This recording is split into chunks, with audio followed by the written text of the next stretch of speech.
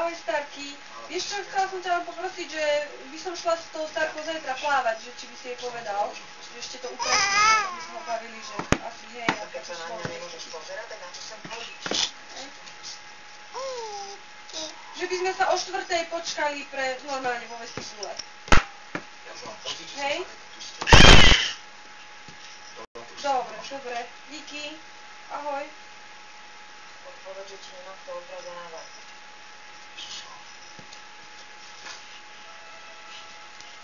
To si to vôbec nemyslela.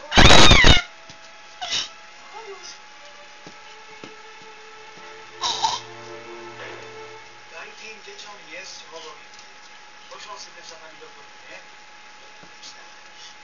Ktorý si tu chceš? No a veď sme v nemocnici. No či je predsa normálne. Keď si počula.